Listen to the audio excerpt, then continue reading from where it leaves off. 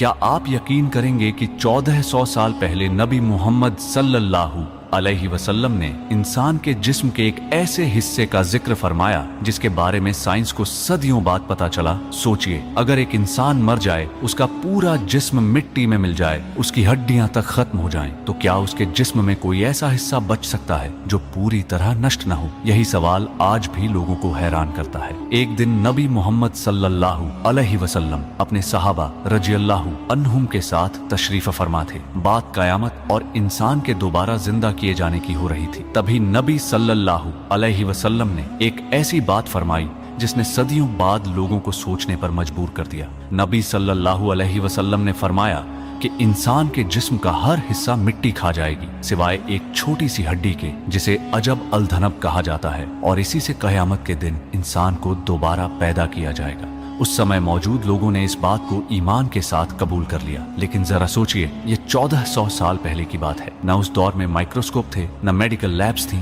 न जेनेटिक्स का कोई इल्म था, और न ही एम्ब्रियोलॉजी या मॉडर्न बायोलॉजी जैसी कोई साइंस मौजूद थी। फिर भी नबी सल्लल्लाहु अलैहि वसल्लम ने इंसान की पैदाइश से जुड़ी एक ऐसी बात फरमा दी जिस पर आज भी रिसर्च जारी है। सदियां बीत गई, दुनिया बदल गई, साइंस ने तरक्की की और वैज्ञानिकों ने मां के पेट में पल रहे बच्चे की शुरुआती बनावट का गहराई से अध्ययन करना शुरू किया। फिर एक हैरान कर देने वाली बात सामने आई। वैज्ञानिकों ने खोजा कि इंसान के भ्रूण यानी एम्ब्रियो की शुरुआती डेवलपमेंट में एक बेहद अहम संरचना होती है जिसे प्रिमिटिव स्ट्रीक कहा जाता है। यहीं से शरीर की बुनियादी बनावट शुरू होती है, यहीं से अलग अलग अंगों की नींव रखी जाती है, और बॉडी फॉर्मेशन यानी पूरे शरीर के बनने की प्रक्रिया का शुरुआती संबंध लोअर स्पाइनल रीजन से पाया जाता है। कई मुस्लिम रिसर्चर्स ने इस हदीस और मॉडर्न एम्ब्रियोलॉजी के बीच संबंध पर शोध किया है। इस विषय पर कई रिसर्च पेपर्स भी लिखे गए हैं। हालांकि यहाँ एक बात समझना बहुत जरूरी है, साइंस कयामत को साबित नहीं करती,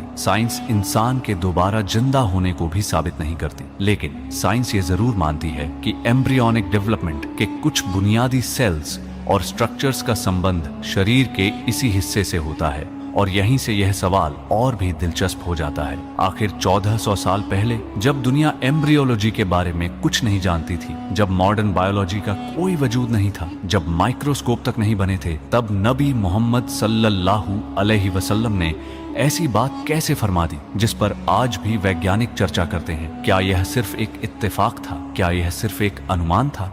या फिर यह वह इल्म था जो अल्लाह ताला ने अपने प्यारे नबी सल्लल्लाहु अलैहि वसल्लम को वही के जरिए अता फरमाया था? सोचिए, 1400 साल पहले कही गई एक बात और आज की वैज्ञानिक खोजें, क्या यह सिर्फ इत्तेफाक था?